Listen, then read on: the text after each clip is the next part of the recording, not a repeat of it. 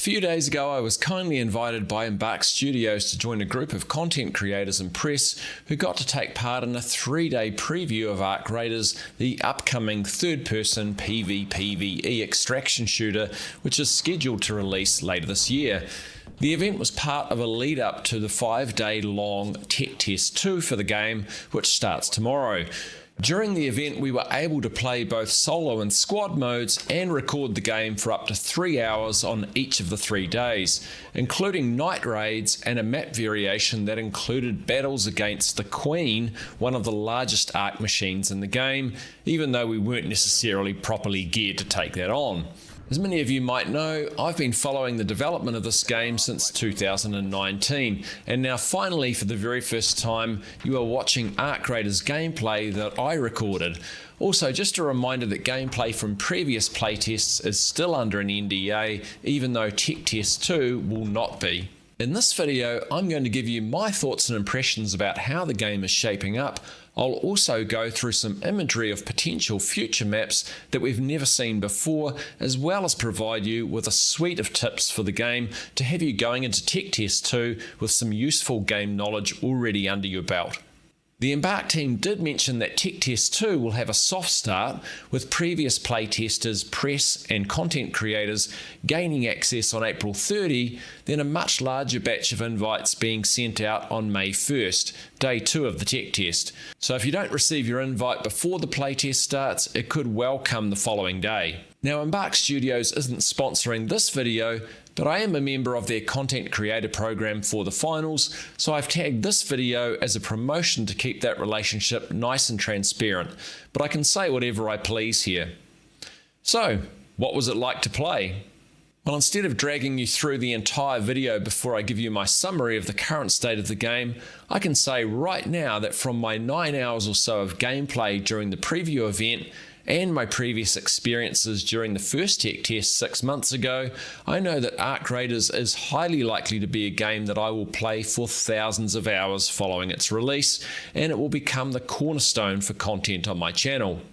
The overall quality and challenge of the PvP and PvE gameplay, the detailed and immersive dystopian environment with rain and nighttime variants, the smooth character movement with vaulting, sliding, combat rolling, traversing zip lines and ladder climbing, the varied quests and character skill progression, the wide variety of loot, the easy to navigate crafting which you can do both in and out of round, and what is already sublime sound design have convinced me this game has all the potential of a masterpiece extraction shooter that lands squarely in the serious casual part of the extraction shooter market. As icing on the cake, I also recently learned that the game's music is being co-composed by Johan Soderquist and Patrick Andren, who are creators of the absolutely stunning music of Battlefield 1 and Battlefield 5. All of this isn't to say that the game is currently perfect and ready for release, because it's not. I experienced a few bugs, albeit rarely, and the game still requires some work to get gunplay and the exact balance between PvP and PvE gameplay in a sweet spot. However, Ark Raiders isn't that far off from being an excellent game. There are a lot of things that work very well and are release ready, and there are some things that need a few tweaks based on feedback from the community, and that's what these tech tests are all about. And all of what I've just said is probably to be expected, given that tomorrow's tech test represents what many players would consider the game's first closed beta, given the state of the game's development. For me, none of the improvements that are required seem unreachable in whatever time Embark have left before their scheduled release for the game, which I'd guess is towards the latter part of the year. It feels like in recent times it's not that often that a game feels like it's going to get to where it should be before release, but I think Ark Raiders does feel on track, which is refreshing. So let me take you through some elements of the game, giving you my more detailed thoughts on the excellent and not so excellent aspects, as well as some tips along the way that should be useful for you going into the playtest. There are some spoilers in the info I'm going to show you throughout this video, so use the video timestamps if you want to try and avoid some of those, including what I'm about to show you. When you first open the game, you're shown an introductory cutscene that's about a minute long, and introduces us to some lore about the arrival of Ark machines after most humans fled the Earth due to its environmental collapse. The video also includes images of what are likely to be upcoming maps. I'll play the cutscene in its entirety for you, then go through it in detail.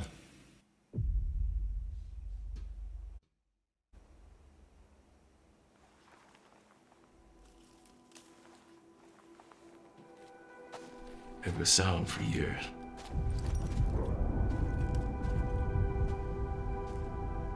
Just whispers.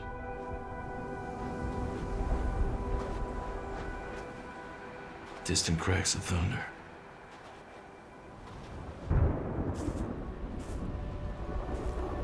No one paid attention.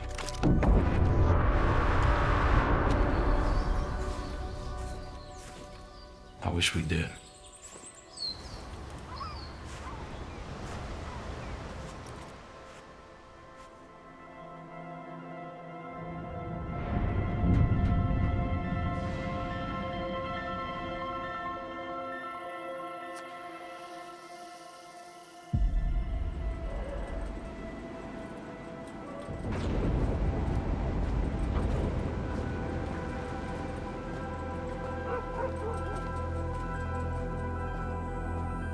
It opens with the date of 2180, finally providing us a specific date for the Ark Raiders universe we play in.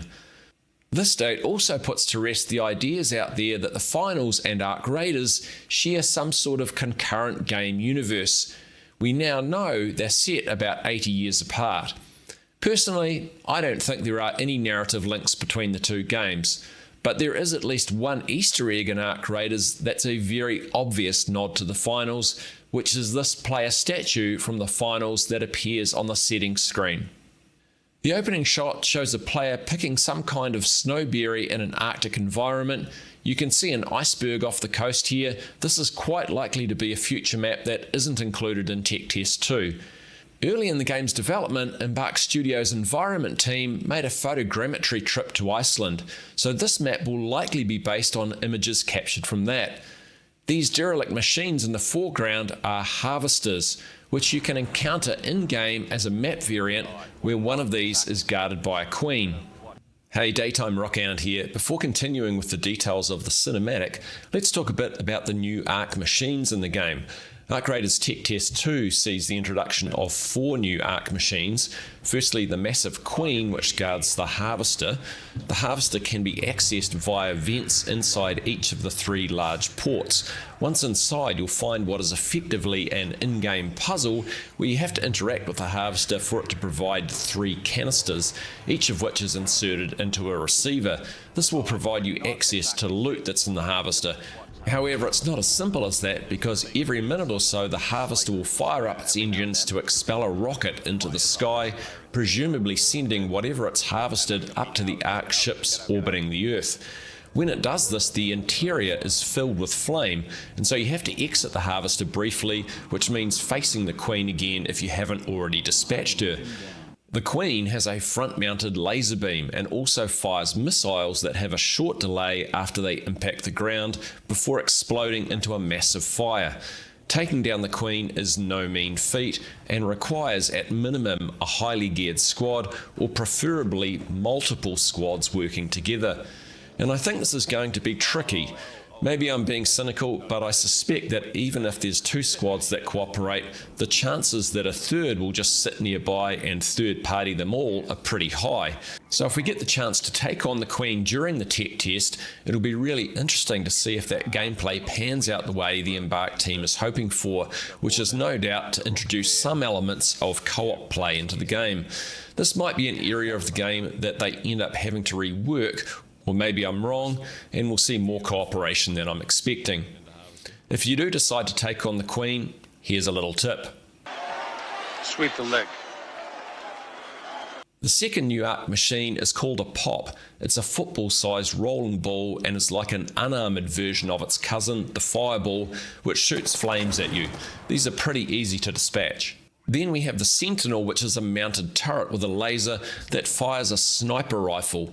They're not common, and you'll spot them mounted on buildings outside, often after they spot you first. These things have a decent range, pack a real punch, and take quite a few shots to take out. Then we have the Bastion. This is the machine that sounded like a whale in the previous teaser. These are fun to take on as a squad, but they have a nasty front-mounted machine gun that you don't want to get caught out in the open against. Again, Sweep the leg. You have a problem with that? here's a full list of ARC machines that you'll encounter. Note that the Rollerbot has had a rework since the last playtest, and they now seem to act more like a type of wildlife that runs away from you and pops up a periscope for some reason. I didn't get to encounter one of these close up during the preview event, so if you work out what they do now, post a comment during the playtest. Anyhow, pause the video here if you want to run through this list in more detail. Let's jump back into the cinematic with Nighttime Rockhound. Then we see a large Brutalist installation again on the Arctic map during a snowstorm. I guess we'll have to be wary of crevasses on this map. This raider carrying a Beretta pistol stumbles upon a dead opponent. This looks like another map, potentially one set in rural Italy, and I'll show you why I think that in a moment. Back to what might be an Arctic map or a separate desert map. I'm not sure what this beam represents, as we didn't see that in game. The head of this colossal statue lying amongst the rocks is very reminiscent of the closing scene of the original 1968 version of Planet of the Apes. Then a forest landscape with an overgrown highway bridge running through it. This also looks like part of a map that will come later. In-game, sometimes cars like this can still have active car alarms and can be set off by walking too close to them, giving your location away to anyone within earshot. Those cars are indicated by a red light on the dashboard, so keep an eye out for those. Then back to the Arctic map with a beach scene reminiscent of one of the earliest concept art images we saw for the game. This looks like a downed ARC drone known as a Wasp, and you can loot these for ARC parts. Another massive Brutalist installation. This might be located on the same Italy-based environment as the Dam Battlegrounds, Acera Spaceport, and Buried City that you'll play during the playtest, but this location isn't part of those areas. Possibly a vehicle tunnel here. Again, this is from a future map, as I don't recall seeing this location in game. Then ruins of a Roman period building, which I think backs up the idea that there potentially could be a new Italian map coming in the future. We see a rate of flare here, which goes up when you're put into a down state, but you can crawl around for a minute or two and still be revived from the state unless your opponent finishes you off. Be wary though, fake rate of flares exist as an in-game item and can be fired off to try and draw you in. I think this is probably part of the Buried City map, which is the Italian township swamped by sand dunes. And this looks like one of the roads leading into the Dam Battleground map. You can get into these buses and find loot on the seats, as well as search luggage compartments on the side of the bus. Both nice touches when it comes to looting.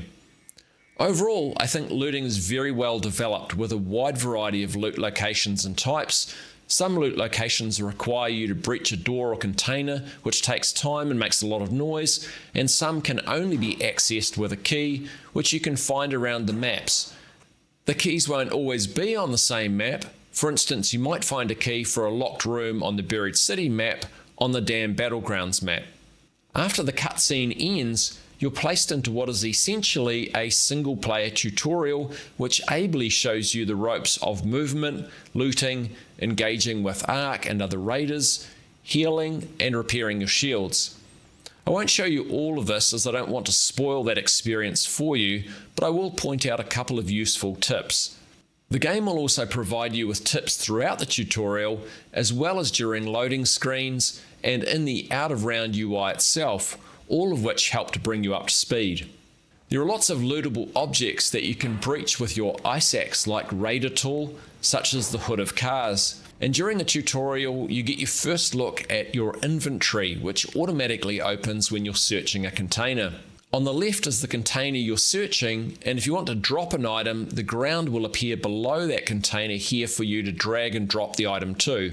Like many extraction shooters, you have safe pockets here for items you don't want to lose if you fail to extract, but these cannot take weapons or shields. One of the most likely items you'll want to keep in here are Raider hatch keys, which allow you to extract via a selection of hatches that most raiders won't be drawn to, and which do not make you wait to extract or signal your imminent departure.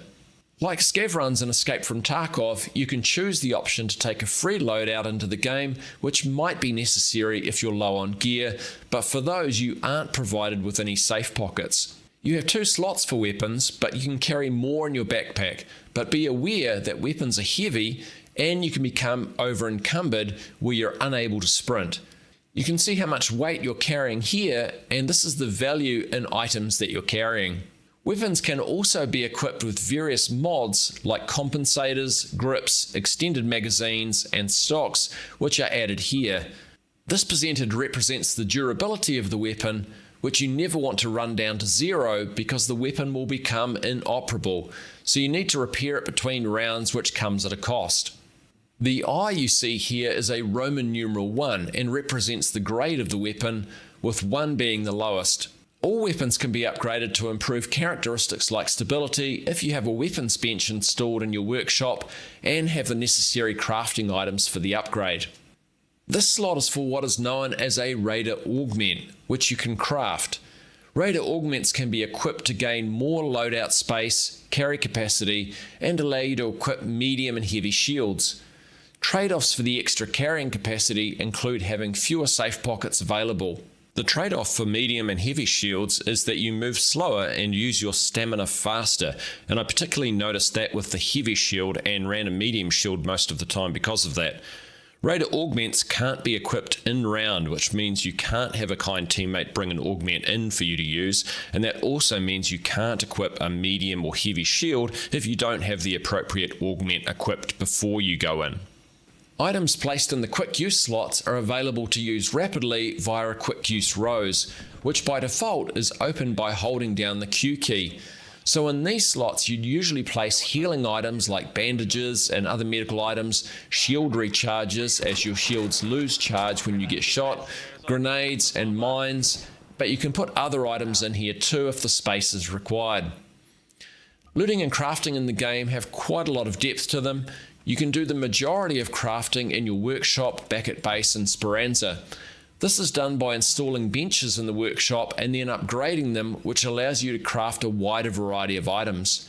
You can track crafting items that you're wanting to collect, making it easy to see which items you should drop during a round if space is becoming limited. Loot items don't only consist of items for crafting or ammo and weapons and the like. There's also a number of trinkets you can find, some of which are pretty valuable, like Lance's mixtape for instance, which will net you 10,000 coins. Coins are the in-game currency for purchasing items from the 5 traders. Initially their selection is pretty limited, but they offer more items as you progress. The traders also provide you with quests. At the start of the preview event, the Embark team talked about how the traders' questing and skill progression are related, saying, "In Speranza, everyone has their own agendas, and the traders are no different. They'll offer you quests to do tasks for them on the surface, and in return you may slowly come to learn more about who they are and what their vision for Speranza is. Some quests are one-offs, and others are longer, unfolding through a chain of events. Quests themselves will reward you with things like gear or crafting materials, as well as XP, which is used to level up your raider and gain skill points. You can spend these skill points in our skill system, which has branching paths, where you make choices that help you lean into your preferred playstyle. The tree itself is split into survival, mobility and conditioning. Survival helps you play smarter and safer, such as being more quiet or looting quickly. Mobility lets you move more adeptly, speeding up things like ledge grabs or being able to fall safely from greater heights. And conditioning enhances things like your strength and stamina, letting you run further or perform more actions before becoming exhausted. During the preview rounds, I found conditioning and mobility to be of the most benefit because being able to sprint longer and recover stamina so you can sprint again meant that you can spend less time out in the open where Ark or other raiders could catch sight of you. You're also provided with a rooster named Scrappy. Scrappy's home is your workshop and he's basically a kleptomaniac. While you're in the round, he wanders around Speranza, pilfering low-level crafting items and bringing them back to your workshop, which means you always have a base level of supplies for making basic weapons, ammo, and bandages. You can also train Scrappy to increase his abilities. And as an example, the first level of training requires you to find a dog collar and a blanket for Scrappy. I kinda like this mechanic of a low level of supplies turning up via Scrappy after each round, although it does make going into the round with a free loadout more redundant, and I'm kinda wondering whether the free loadout option even needs to be in the game as a result. With Scrappy, you can almost do your own free loadout by making a basic weapon, a box of ammo and a bandage, and just go into the round with that alone. The advantage of this is that you also get a safe pocket to use, which you don't have with the free loadout. Away from the workshop and Scrappy, there is also an in-game crafting menu, allowing you to make a variety of items during a round, like shield recharges, impact and smoke grenades, bandages, and so on. Sometimes this is done by combining the ability to salvage materials from other items. For instance, you can salvage fabric from old clothes or a busted shield, and then once you have 8 pieces of fabric, you can craft that into a bandage. You see some light ammo for the Beretta pistol here. Ammo comes in light, medium and heavy, or shotgun ammo, with each weapon requiring one of those types. In the previous tech test, there were also energy rounds available for a weapon named the Equalizer, but I never saw those during the preview event. So it might have been removed for this test, or perhaps it's a weapon that will only be available for players who have progressed much further. The in-game economy has a number of parts to it. Coins are the in-game currency used for purchasing items from traders, and you get these either by selling loot or as items in the Battle Pass, which is also known as the back alley market. The Battle Pass for the preview event had 3 sections: back alley market, secluded courtyard, and shuttered storefront, each of which could be purchased, and you could purchase all of them if you wanted to. Each section of the Battle Pass was made up of 6 pages, with each page typically including 6 items, a couple of outfits, some raider tokens, some coins, an item pack that includes things like a weapon, mods and ammo, and then maybe a higher value gadget like a defibrillator. And each of those items could be purchased using cred, which is gained through XP you've earned in-game or by completing daily challenges. XP is gained in-game through damaging Ark and other raiders, the amount of time you spend on the surface, and extracting successfully. So even if you don't extract, you still gain XP and progress. Separately, there are levels of mastery, which you work through by doing things like damaging raiders, Ark, and looting, and these are rewarded with raider tokens, weapons and gadgets, and recipes for crafting weapons and gadgets yourself. You can also find recipes in-game, and you'll often want to stash those in your safe pockets given their value.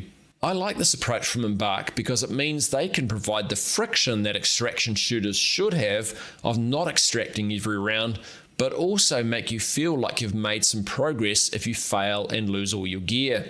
As you might already know, the Embark team have already said they're aiming for Ark Raiders to be a premium game with a price tag around $40 US. What they haven't given us any indication about yet is what in-game items will be included with that purchase and what items will be additional. Given that the Battle Pass includes item packs with weapons, gadgets and so on, it would seem less likely that the Battle Pass isn't included in the price of the game. Otherwise they'll be straying into pay-to-win territory. However, does this mean that additional maps will be released as paid DLCs? I'd say we can almost certainly expect a range of outfits that can be purchased on top of the base game price. I'm hoping that we get some indication from the Embark team soon of how this will all work, given that at most the release of the game is less than 8 months away. Otherwise the community may start to make some incorrect assumptions about this side of things, but currently it stands as an unknown. Lastly, let's talk about some of the things that might present challenges for the game. Ark Raiders is a third-person shooter, and that brings with it a certain playstyle. If you haven't played a third-person shooter before, most of them provide the player with the opportunity for third-person peeking, allowing you to stand in a position out of your opponent's view and observe them if they're moving in the open between cover and you. This means that pushing another player, even if you know they're low on health, comes at the risk that they can essentially pre-aim and pre-fire at you the moment they move into view, gaining an advantage. This means that often the best tactic is to back off from a position you've been engaging from and try to flank your opponent from a position they're not watching. It doesn't always make for the best gameplay, but it just comes with the territory of being a third-person shooter. The ability to revive your teammates from a down state will also bring with it a potential meta, which could be to have one team member essentially act as a healer and reviver, staying out of the line of fire most of the time, and then if one of the other teammates goes down, they try to crawl back into cover to be revived, healed, and recharge their shield before engaging again. This then becomes a battle of who has the most healing ability. I experienced an engagement just like this when my team was atop one of the tallest towers on the Asera spaceport map, shooting at a team on the adjacent tower. We kept trading being down and then crawling back into cover to recover before repeating the same thing. This back and forth was only finally broken when my teammate ziplined down to the bottom of our tower, up the other one, and was able to take out one of the opponents completely. A battle of healing abilities might be evened out through rebalancing the value of healing items, so it's costly to just rely on healing endlessly, but then we wouldn't want that to be taken to the extremes either. These are the sorts of things that we as a community should give clear feedback on during the playtest. Overall though, as I mentioned earlier, I'm very optimistic for how Ark Raiders is shaping up, and I can't wait to jump into Tech Test 2. I hope you receive an invite for it so you can have the opportunity to experience it yourself. Thanks for watching this video to the end, and thank you to the members of my channel for their ongoing support, and as I mentioned earlier, Embark Studios for having me as part of their content creator program. Both are greatly appreciated. Do the usual YouTube business if you want to see more videos from me from now on.